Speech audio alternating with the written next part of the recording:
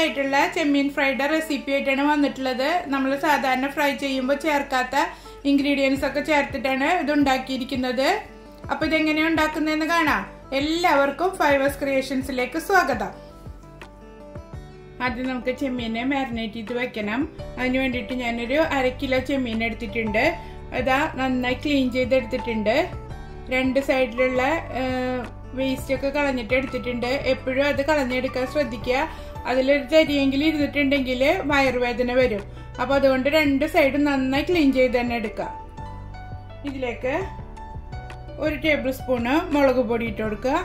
1/2 table spoon മഞ്ഞൾപ്പൊടി, 1/4 table സ്പൂണോളം curry powder. Curry powder ഓപ്ഷനിലാണ്, നിങ്ങൾക്ക് ഇഷ്ടമുണ്ടെങ്കിൽ ചേർത്ത് കൊടുത്താൽ മതി. ഇല്ലെങ്കിൽ 1/2 ടീസ്പൂണോളം ഗരം മസാല ചേർത്താലും മതി. ഉപ്പ് ചേർത്ത് കൊടുക്കുക.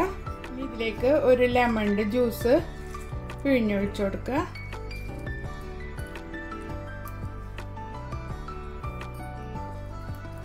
ഒരു 2 തണ്ട് കറിവേപ്പില. ഇനി എല്ലാം ചേർത്തിട്ട് നന്നായി മാരിനേറ്റ് ചെയ്ത് വയ്ക്കുക.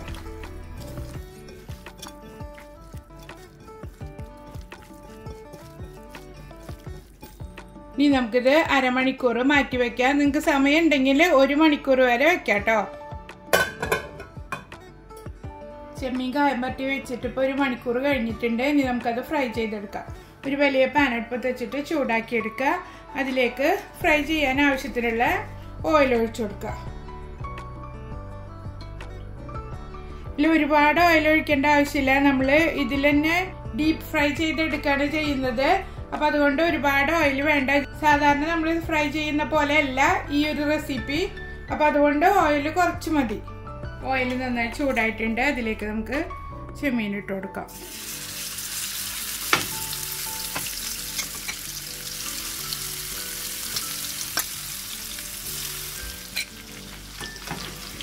ഒരു സൈഡ് മുരിഞ്ഞ് വരുമ്പോൾ നമുക്കിത് മറിച്ചിട്ട് കൊടുക്കാം.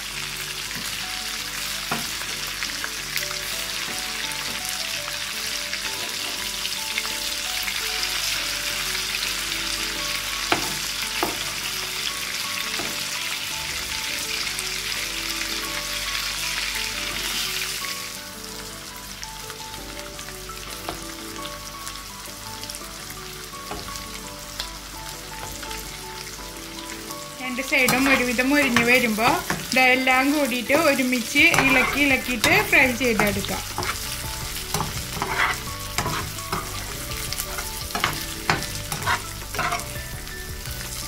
രണ്ട് സൈഡും ഫ്രൈ ആയി വന്നിട്ടുണ്ട്. ഇനി ഇതിലേക്ക് പൊടിയായിട്ട് കട്ട് ചെയ്ത ഒരു സവാള ഇട്ട് കൊടുക്കുക. ഒരു മീഡിയം സൈസിലുള്ള സവാളയാണ്.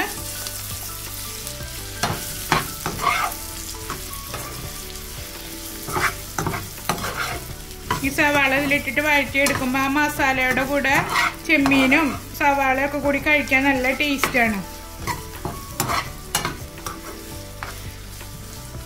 1 മിനിറ്റ് നേരം ഇതിലിട്ടിട്ടൊന്ന് വഴറ്റിയെടുക്കാം. ഇനി നമുക്കിതിലേക്ക് ഒരു തക്കാളി ചെറുതായി അരിഞ്ഞതിട്ട് കൊടുക്കാം.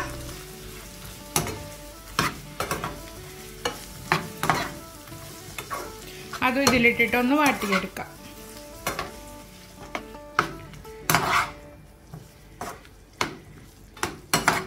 തക്കാളി ഒരുപാട് വെന്തുടയൊന്നും വേണ്ട, ജസ്റ്റ് ഒന്ന് വാടിയാൽ മതി. സവാളയും ചെമ്മീനും തക്കാളിയും ഒക്കെ കൂടെ കഴിക്കുമ്പോൾ ആ ഒരു പുളി ടേസ്റ്റ് കിട്ടണം. അങ്ങനത്തെ രീതിയിൽ വാട്ടിയെടുത്താൽ മതി. ഇനി നമുക്കിതിലേക്ക് ഒരു 1/2 കപ്പ് ടൊമാറ്റോ സോസ് ഒഴിച്ചു കൊടുക്കാം.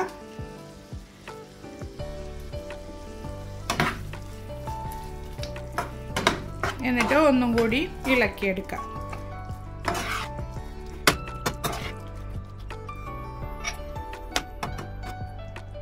എന്നിട്ട് ഒന്ന് തിളപ്പിക്കാം. ഇത്രയേ ഉള്ളൂ ഇതിൻ്റെ പരിപാടി.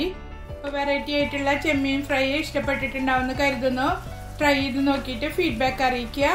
ഇതുപോലുള്ള വീഡിയോസ് ഇഷ്ടമാവുകയാണെങ്കിൽ എൻ്റെ ചാനൽ സബ്സ്ക്രൈബ് ചെയ്യാൻ മറക്കരുത്. അപ്പോൾ അടുത്തൊരു വീഡിയോയുമായിട്ട് വീണ്ടും കാണാം. ബൈ.